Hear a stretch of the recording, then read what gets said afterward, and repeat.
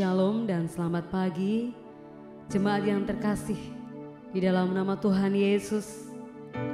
Mari pagi hari ini kita mau datang di hadapan Tuhan dengan penuh kerinduan.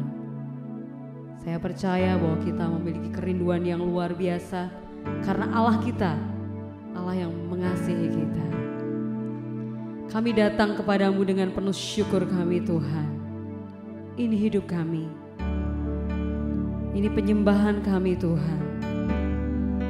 Oh Yesusku, kami mau menghampiri tahta-Mu Tuhan. Haleluya, syukur kami naikkan. Oh, terima kasih Tuhan, terima kasih. Haleluya. Datang dengan syukurku, membawa kerinduanku. Yesus, ingin ku menyenangkan-Mu. Ya Tuhan, karya-Mu, karya-Mu indah bagiku, kasihan menyelamatkanku. Yesus,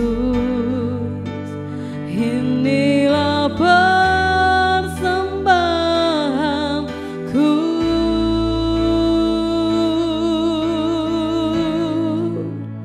Ku membawa hatiku, hanya Engkau di hidupku. Oh Yesusku, Kau terindah. Selamanya ku menyembah-Mu. Ku membawa hidupku, hanya Engkau di hidupku. Oh Yesusku, Kau terindah. Selamanya ku menyembah-Mu. Benar Tuhan, kami mau datang dengan syukur kami Tuhan. Ku datang dengan syukurku, membawa kerinduanku. Yesus, ingin ku menyenangkan-Mu. Oh, karya-Mu indah bagiku, kasihan menyelamatkanku. Yesus, inilah persembahanku.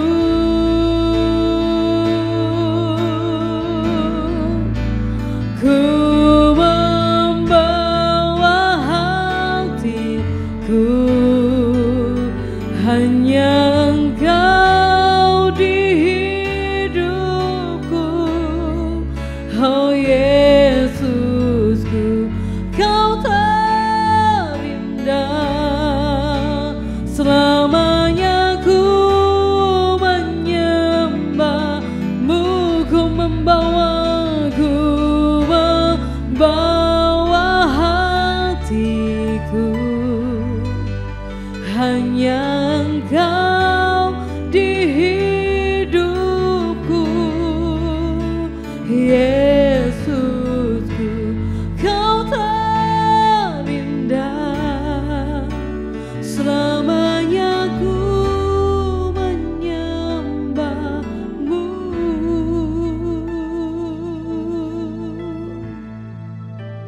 Ku membawa hatiku, hanya Engkau di hidupku. Oh Yesusku, Kau terindah. Selamanya ku menyembahmu. Ku membawa hatiku, hanya Engkau di hidupku. Yesusku, Kau terindah. Selamanya ku menyembahmu. Selamanya ku menyembahmu. Selamanya ku menyembahmu. Oh Yesusku, inilah persembahan kami, inilah penyembahan kami. Haleluya, haleluya. Kami datang menghampiri tahta kudus-Mu. Haleluya Tuhan, dengan syukur kami Tuhan.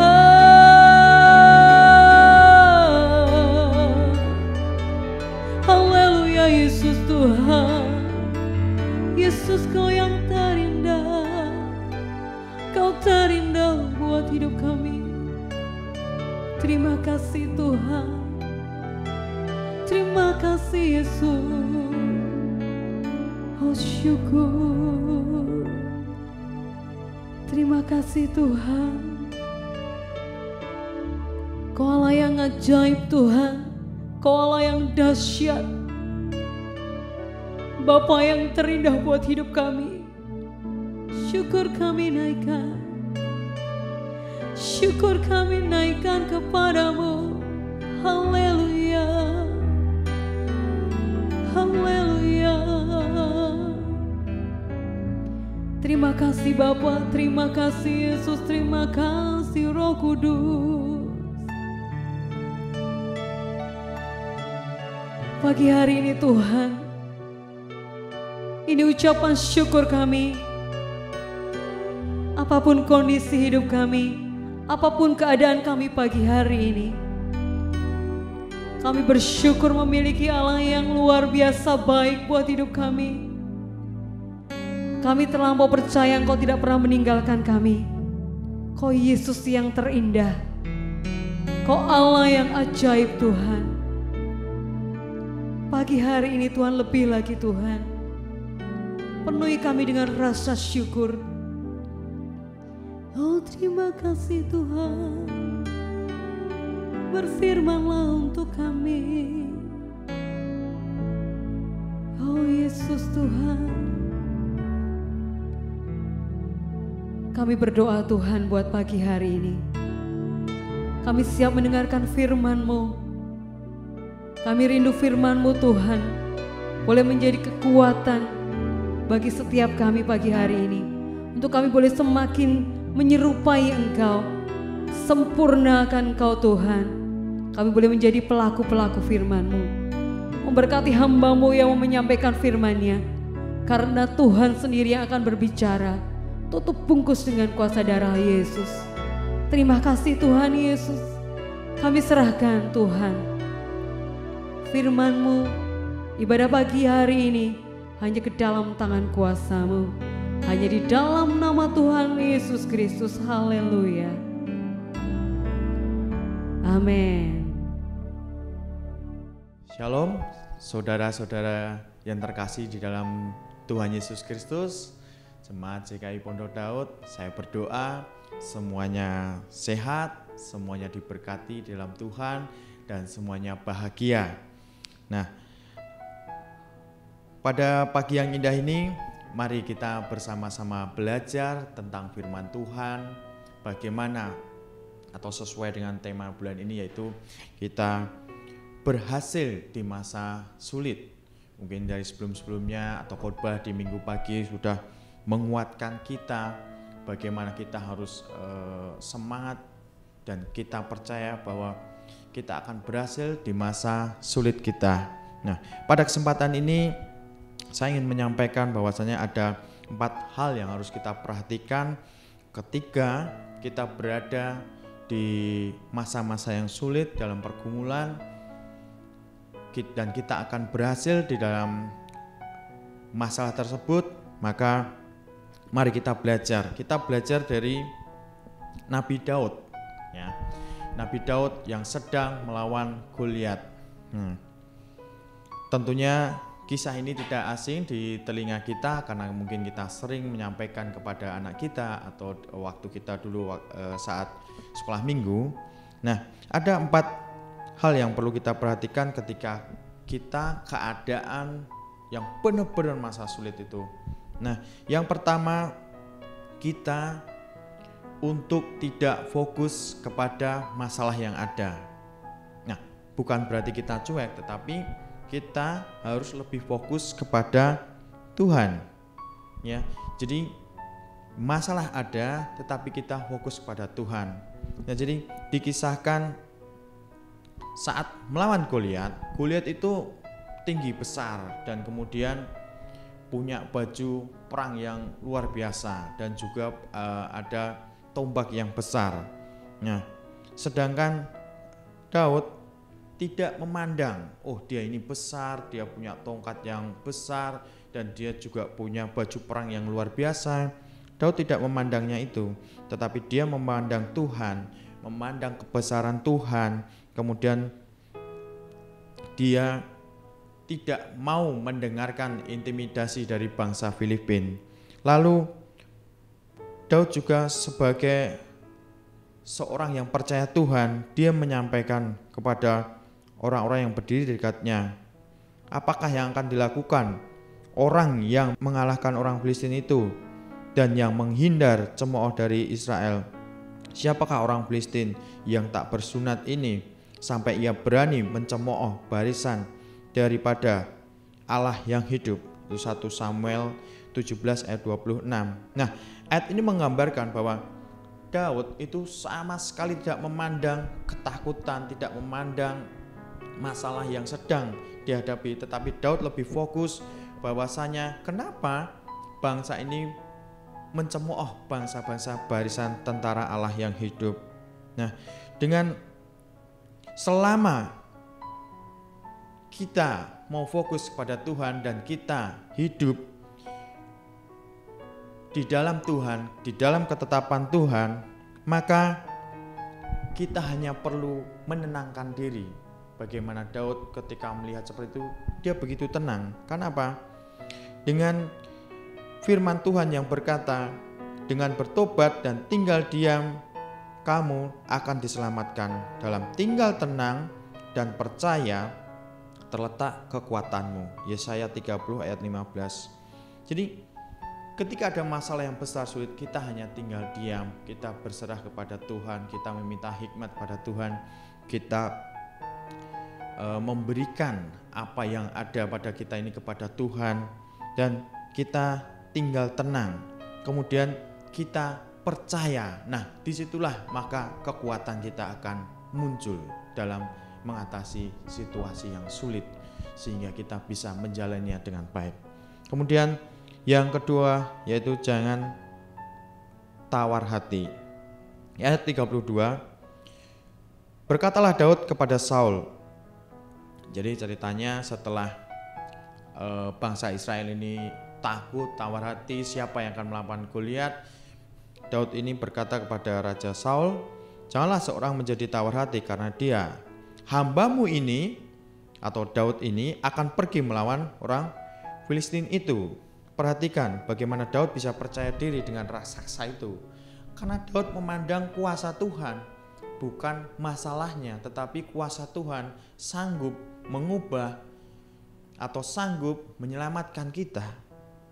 Jadi bagaimana kita membayangkan Daud yang besar? Di situ dikisahkan Daud yang masih anak kecil, wajahnya masih kemerah-merahan, bahkan keluarganya saja juga tidak mempercayainya atau tidak mengistimewakan anaknya. Tetapi kepercayaan kepada Tuhan, kepercayaan pada Tuhan Yesus, dia berani bahwa jika Tuhan ada bersamanya, tidak perlu tawar hati, tidak perlu khawatir dengan situasi masalah sulit yang kita hadapi sekarang ini.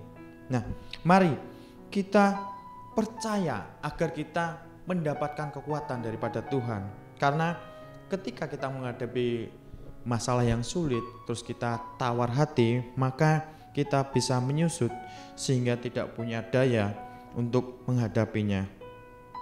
Seperti yang difirmankan dalam Amsal 24 ayat 10, jika engkau tawar hati pada masa kesesakan, kecillah kekuatanmu. Jadi ketika menghadapi keadaan yang sulit, kita tawar hati, maka kekuatan ini akan kecil, maka kita akan dikuasai sama yang sulit tadi. Jadi kita tidak bisa tenang, kita tidak bisa mendapat kemurahan Tuhan Yesus. Yang ketiga, mari kita mengingat pertolongan Tuhan di masa lalu. Kalau sampai saat ini, pasti kita sudah pernah merasakan masalah-masalah yang sulit, tetapi Tuhan juga tolong. Nah, di sini dikisahkan Daud, satu, tidak memandang masalahnya, tapi dia fokus pada Tuhan, dan dua, Daud juga tidak tawar hati, tetapi yakin akan kuasa Tuhan. Dan yang ketiga, Daud juga belajar mengingat saat sebelum menghadapi masalah ini, Daud melihat pertolongan Tuhan waktu dia mengembalakan domba-dombanya. Ketika mau diserang sama singa atau beruang, Daud ditolong Tuhan sehingga Daud mengalahkan singa, mengalahkan beruang. Jadi Daud juga menyampaikan pengalamannya. Jadi sebagai gembala pernah mengalahkan singa dan beruang yang berusaha menyerang domba-dombanya. Jadi dengan kepercayaan itu, Daud lebih percaya lagi, maka Tuhan pasti akan tolong. Ketika waktu itu Tuhan tolong, saat ini pasti Tuhan tolong juga. Jadi mari kita menyadari bahwa sampai saat ini Tuhan begitu banyak menolong apa yang sedang kita hadapi. Ya, berikutnya yang keempat adalah memakai persenjataan apa yang ada di dalam kita dan kita menyerahkan kepada Tuhan. Ya, Goliat dilengkapi dengan persenjataan tembaga perisai, tapi Daud hanya memiliki ketapel. Tetapi dia percaya bukan ketapelnya itu, tetapi dia lebih percaya melalui ketapel ini kuasa Tuhan akan membuat atau akan memberi kemenangan kepada Daud. Nah, setelah dia atau Daud ini mendekati Goliat, kemudian dia menggunakan batu kecil dilemparnya. Seperti yang disampaikan firman, kamu datang dengan pedang, tetapi aku datang dengan kuasa Tuhan. Nah, bandingkan dengan reaksi umumnya ketika kita menghadapi masalah besar, bukankah kita sering tertutupi dengan masalah-masalah yang sulit ini daripada kuasa Tuhan yang sudah membantu kita, kuasa Tuhan yang lebih besar. Nah, akan sangat baik apabila kita tetap tenang melihat dahulu apa yang sedang terjadi. Kita datang kepada Tuhan, kita fokus kepada Tuhan, kemudian kita menyerahkan kepada Tuhan, dan kita juga tidak tawar hati, kita minta pertolongan Tuhan sehingga Tuhan mendatangkan kekuatan kepada kita. Kita akan diberikan hikmat untuk melangkah demi langkah, step by step. Kita akan menjalani proses dengan bersama Tuhan sehingga masalah-masalah kita akan terselesaikan di waktu yang Tuhan kehendaki. Di atas dari semua cara yang dilakukan Daud kemenangannya melawan Goliat, tidak terlepas imannya kepada Tuhan. Dia tahu apa yang dia percayai dan dia menerima janji kemenangan. Ya, seperti yang tertulis di dalam 1 Samuel 17 ayat 46 dan 47. Jadi musuh yang kita hadapi saat ini mungkin tidak seperti manusia yang besar, tetapi masalah baik di dalam keluarga, baik berasal dari sekolah, baik dalam usaha, keuangan, atau hal yang lainnya, itu yang sedang kita hadapi dalam masa sulit ini. Tapi apapun masalahnya, kita percaya bahwasanya Tuhan pasti akan tolong, Tuhan akan memberikan hikmat. Itulah senjata yang harus kita pegang, yaitu ada 4 hal tadi. Yang pertama, kita fokus kepada Tuhan. Untuk tidak lebih besar fokus kepada masalah, kita fokus kepada Tuhan. Yang kedua, jangan pernah tawar hati. Yang ketiga, mengingat pertolongan Tuhan di masa-masa yang lalu. Yang keempat, memakai persenjataan yang ada pada kita, yaitu senjata kita adalah iman percaya kita kepada Tuhan Yesus Kristus. Nah, percayalah kepada Tuhan Yesus Kristus sehingga kita akan menerima kemenangan. Kita akan berhasil di masa sulit dengan melalui firman Tuhan yang kita percayai selama ini. Dan percayalah, bersama Tuhan Yesus kita akan mengalami kemenangan atau kita akan berhasil di masa sulit. Jadi saya berharap apapun yang sedang kita alami saat ini, percayalah bahwa Tuhan Yesus akan memberikan kemenangan. Demikianlah firman Tuhan yang saya sampaikan pada saat ini. Kiranya Tuhan Yesus memberkati kita semuanya. Damai sejahtera ada pada kita semuanya. Shalom, Tuhan Yesus memberkati.